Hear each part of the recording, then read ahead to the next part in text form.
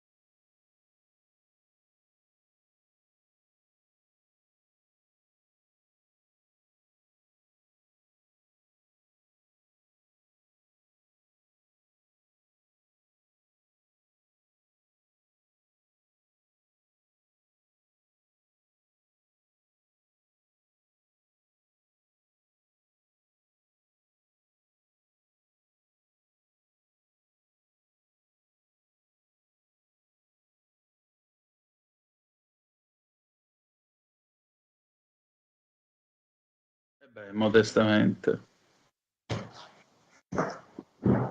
A voi la linea. Ben ritrovati, buonasera a tutti sulle frequenze di Radio Libertà. Io sono Lorenzo Viviani, state ascoltando Chilometro Zoom. Avete appena ascoltato naturalmente il nostro disco start della trasmissione, il nostro intro, perché il disco start sarà dopo di solito. Nel disco start, non lo so, ora lo chiederemo. Sì, lo è. È il disco start, la nostra trasmissione che è sempre presente con il nostro amico, nostro, diciamo, quello che ci accompagna in tutte le puntate di Chilometro Zoom, che è il nostro Franceschino Zappa. E questo era un pezzo dal mitico album del 1963, Overnight Sensation, Dynamo Home. Non vi consiglio di tradurvi il testo perché, diciamo, sarebbe da trasmettere dopo le 22 in fascia protetta, però insomma è tanto carino e ci fa tanto divertire. In tipico, diciamo, poi stile copiato dalle nostre tese. Ma bando alle ciance, qua con me c'è lui o non è lui? Ma certo che è lui, Antonino Danna! Amiche e amici miei, ma non dall'avventura, buonasera. Siete sulle magiche onde di Radio Libertà.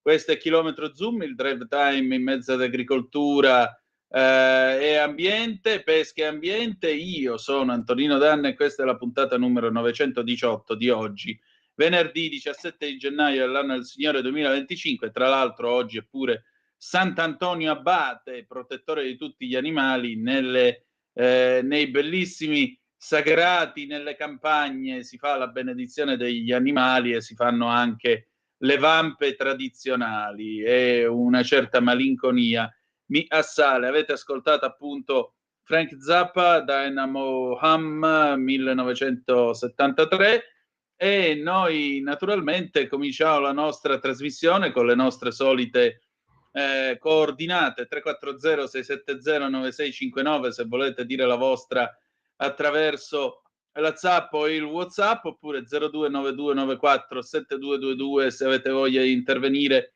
per telefono quando ve lo dirà Lorenzo. Voglio salutare Lorenz Dumbria e la nostra Castellana Sveva che ci permettono di proiettare le nostre voci e i nostri volti alle vostre pupille, alle vostre orecchie.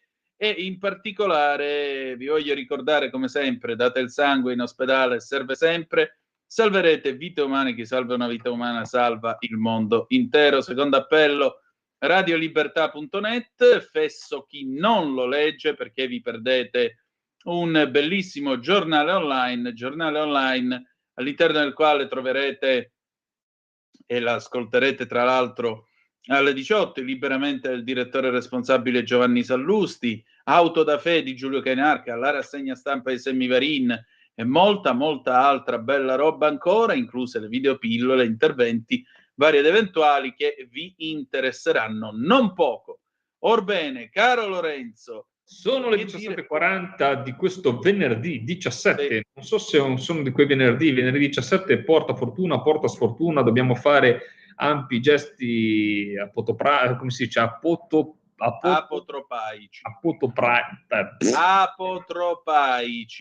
Apotropaici. Sto pensando ad alcune nostre ascoltatrici che stanno apprezzando. Cos'è che hai detto? Sto pensando a due certe nostre ascoltatrici che stanno apprezzando. Ora, non è che non conosco la parola, però mi ne ho questa sgommata sulla sgommata. Quindi va bene. Questi due ascoltatrici sono la sorella che a livello culturale mi sovrastano e quindi poi mi prenderanno in giro per questa gaffe radiofonica che ho fatto qua con voi. Però ecco, questo venerdì 17 di questo gennaio, abbastanza freddo, devo dirvi la verità, anche qua nelle Cinque Terre si sente quest'aria frescolina. Avremmo un ligure oggi, avremo Marco Rezzano che anzi chiedo al nostro Lorenz di contattare, perché se riusciamo a intercettarlo continueremo a parlare per fare giusta e corretta informazione con persone del settore sul problema vino, nuovo codice della strada, il non problema del vino del codice della strada secondo quello che sostengono i vostri radioascoltatori preferiti e comunque poi parleremo anche di vino dealcolato, questa nuova hit del momento. Su tutti i giornali si parla solo di vino dealcolato, che sembra quasi fatto a fagiolo, insomma tutto questo pathos sul fatto di non bere per il nuovo codice della strada e poi ti arriva il vino dealcolato. Ora siamo i più brutti e beceri complottisti di questo emisfero boreale, però detto questo, secondo me qualcosa ci incastra.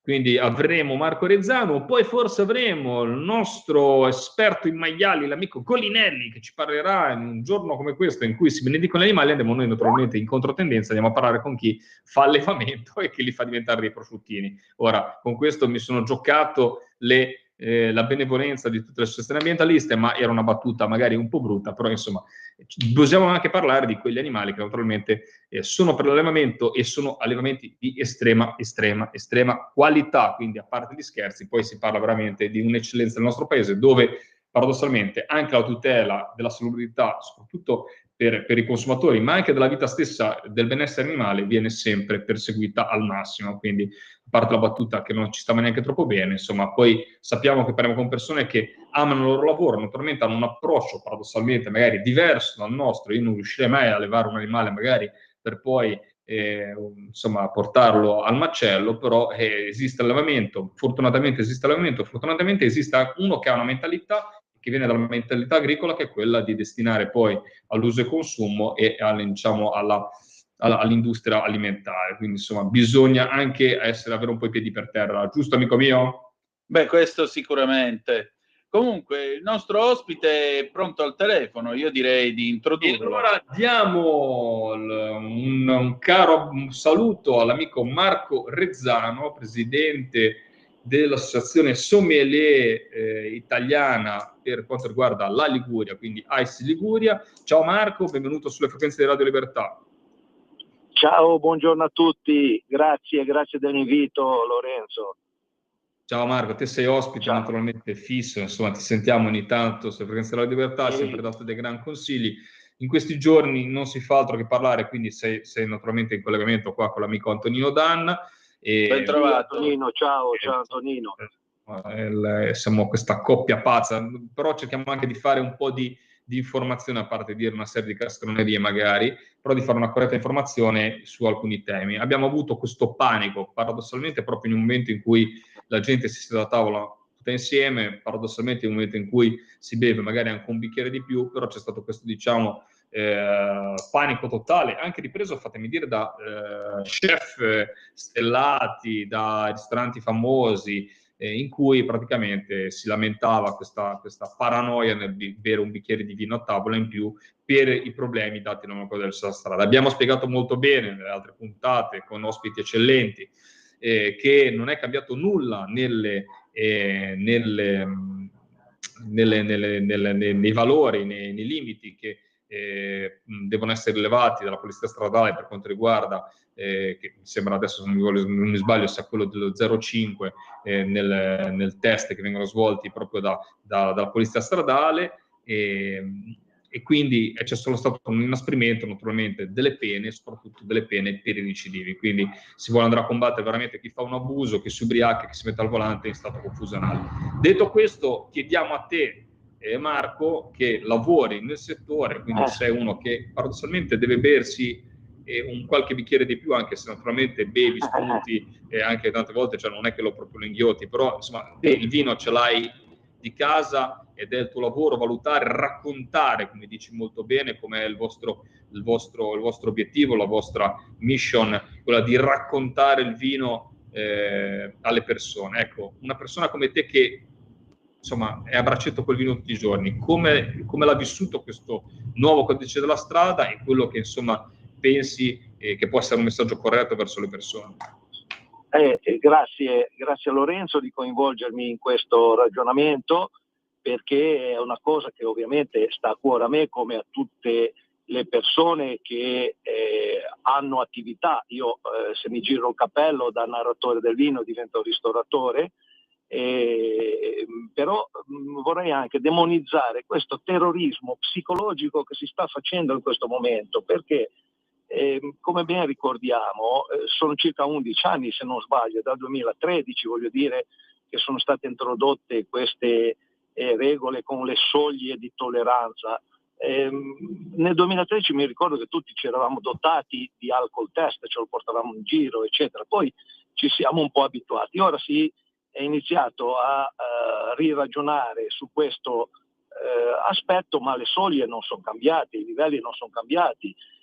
Quindi che cosa succede? Succede che c'è un inasprimento delle pene nei confronti di chi reitera, soprattutto. Voglio dire, io faccio un ragionamento molto semplice che è anche dettato da un'esperienza personale. Quando per lavoro vado in giro a raccontare vino, bisogna assaggiarlo insieme, bisogna insomma in qualche modo anche giudicarlo eccetera, non faccio altro che mettermi uno di questi strumentini che mi sono di nuovo comprato, lo avevo già ma ne ho comprato un altro, funzionano bene, 25 euro ti toglie la paura in macchina, e prima di salire in macchina e mettermi alla guida faccio una prova, ma mi accorgo che tutte le sere pur avendo magari assaggiato diversi campioni, non si parla di bere quantità eccessive, però anche un normale consumo in un ristorante, mi accorgo che quando faccio degustazioni di 6-7 campioni dove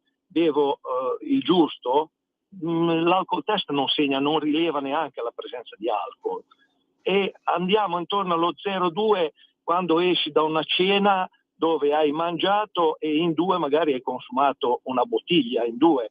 Quindi tutto questo terrorismo io vorrei anche un attimino calmierarlo, perché certo poi dipende da tanti fattori, dalla capacità di smaltimento, l'allenamento delle persone, eccetera, ma io credo che il problema sia di chi ha una patologia legata all'alcol, allora, o che ha patologie diverse, ma un normale consumatore, un normale fruitore, io credo che debba anche un attimino cautelarsi, essere prudente, certo, ma neanche essere in qualche modo terrorizzato da questa norma, voglio dire, io sarei molto, molto sereno, però mi accorgo invece viceversa che il fatto di comunicarlo come con questa sorta di terrorismo induce quasi a una rinuncia, e allora poi lì vengono fuori i problemi legati al mancato consumo e si apre un altro capitolo,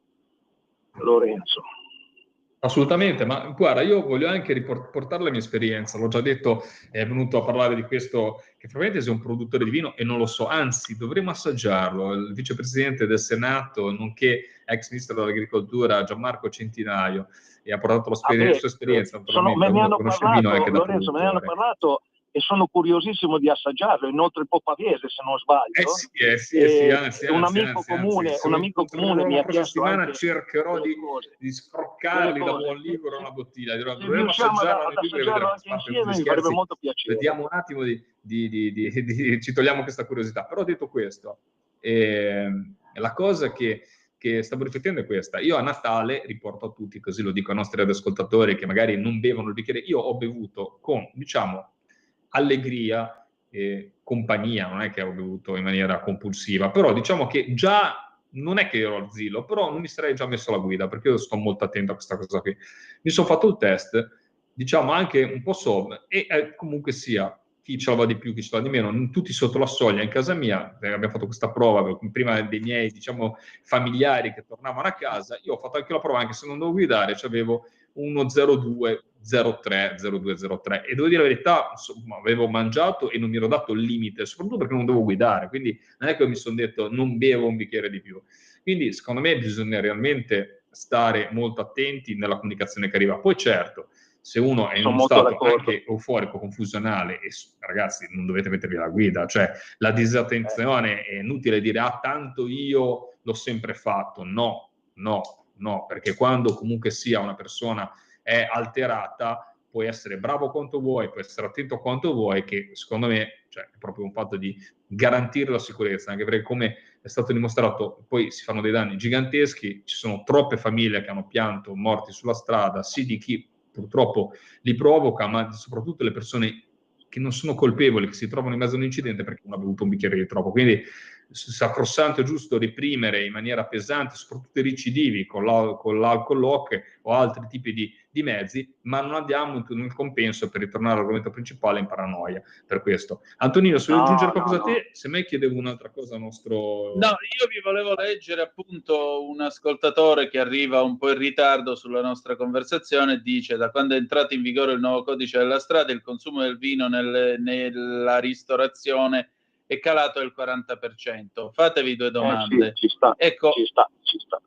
Cioè, il terrore della gente che viene a mangiare al ristorante, cosa dicono? Cioè, si preoccupano? Gli ascoltatori, quella sulla parola a Rezzano, però scusate, sono assolutamente preoccupati. A me non mi è mai successo di essere fermato e di aver avuto un valore sballato, eppure sono sempre andato a mangiare al ristorante e ho sempre bevuto, diciamo, senza naturalmente ubriacarmi. Allora, sarà calato del 40%, ma scusate, io faccio una domanda complessiva, ma perché tutte le volte che siete stati fermati avete avuto e vi ha fatto il test live, se vi è capitato, perché non è che sono stati implementati i controlli, se vi è capitato avete avuto dei valori sballati, allora i valori sono rimasti uguali, quindi di cosa stiamo parlando? Perché poi, guardate, io l'ho presa molto in maniera, diciamo, Rezzano, poi ti lascio la parola, Marco, No. l'ho presa in maniera molto soft, perché comunque capisco il sentimento delle persone, però poi quando diventa una paranoia incontrollata bisogna anche un po' dare e circoscrivere la cosa, perché poi si rischia di fare dei danni per niente. Perché? Perché si autoalimenta una disinformazione, perché si può chiamare solo in questo modo. Marco, ti lascio la parola. No, ma è questo. Io, guarda, volevo rimarcare questo aspetto, che la preoccupazione, quindi la prudenza eccessiva esiste, la gente è un po' spaventata da questo aspetto, alcuni portano esempi che sono anche un po' paradossali, di situazioni limite, voglio dire, no? Quando vengono fermati, eccetera, ma io credo che il buonsenso debba vincere, e il buonsenso è, così dire, intanto la norma c'era, prudenza evidente, però facciamo delle prove, no? Prima di tagliare immediatamente. Ripeto, io torno a ripetere un concetto semplice. Abbiamo così tanto terrore, investiamo 20 euro, 25 euro con uno strumentino, e una sera andando a cena in due, tanto puoi anche permetterti di aspettare, se sei al limite dei valori, una mezz'ora, un'ora prima di metterti alla guida, no? Stai lì tranquillo, oppure ti fai una camminata. Ora è inverno, è freddo, va bene, tutto quello che vogliamo come attenuanti, però aspetti un attimo e poi riparti. Però se le persone sono tranquille, abituate, mangiano giusto, bevono giusto, una bottiglia in due, eccetera, non la raggiungiamo la soglia dello 0,5. Tranquilli, su questo io proprio... ed è lì il fatto che talvolta bisogna vedere la buona fede e la malafede di una comunicazione che fa terrorismo. C'è anche da dire, ma a 0,5 a me non mi è capitato. Io quella sera lì ero già all'Egrotto, diciamo, insomma, all'Egrotto, avevo bevuto un bicchiere in più e già, diciamo, insomma, forse non avrei già guidato, eppure erano per sotto. Quindi mi domando anche, quando superi, questa è una domanda che faccio, insomma, anche ai radioascoltatori che magari si sono misurati, a 0,5 come vi sentite? A 0,6 come vi sentite?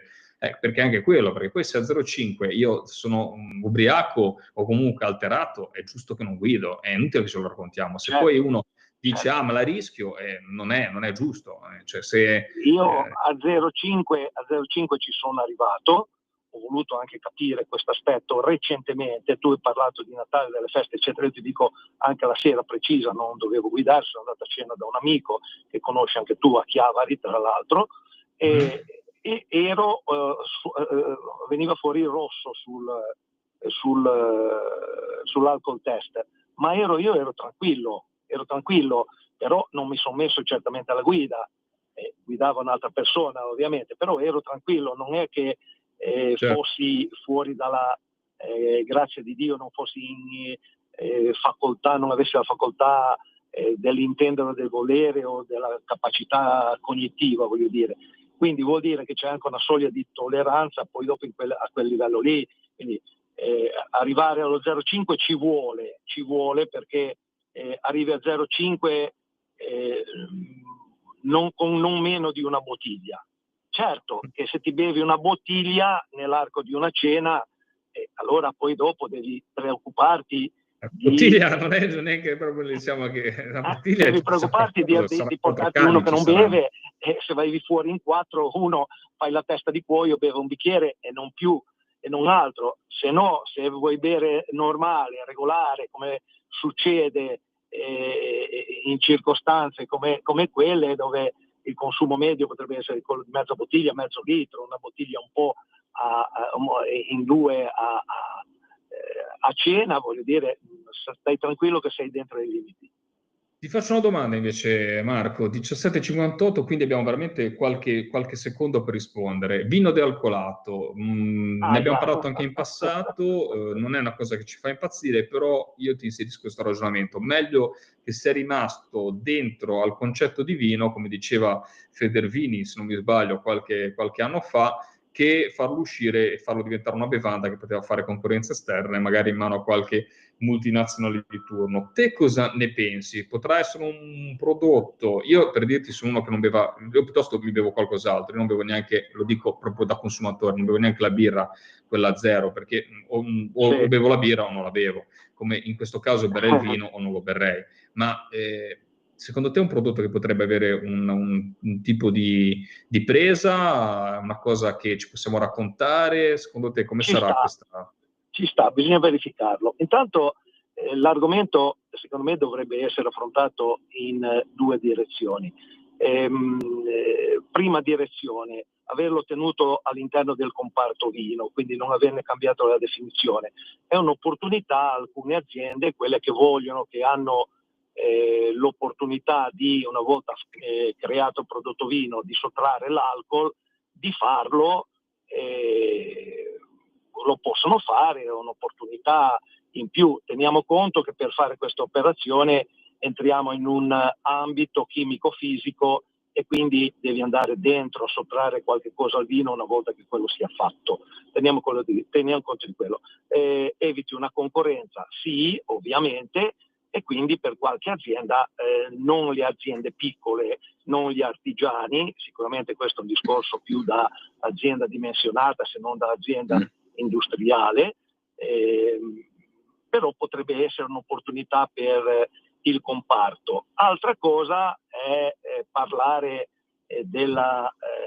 insomma, di cosa stiamo parlando, come dicevi te prima, perché sappiamo bene che il vino è un gioco di maschere e l'alcol è una maschera importante per tante altre componenti del vino in questo sottile gioco, tra virgolette, di equilibri, no? Di piacevolezza, di qualità, eccetera. Quindi se togli un attore fondamentale, alla fine togli la sostanza al vino, ecco, voglio dire.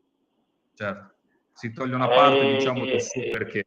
Quindi è un po', si è un po' lì, fare un focus su questa parte, perché secondo me merita, tanto soprattutto da parte di chi è esperto e da chi racconta il vino tutti i giorni, e ringraziamo la tua presenza e ringraziamo l'Associazione Italiana Sommelier per, diciamo, darci anche, diciamo, veramente degli spunti tecnici molto interessanti. Grazie a Marco Rizzano. Siamo molto curiosi come tutti, grazie a voi.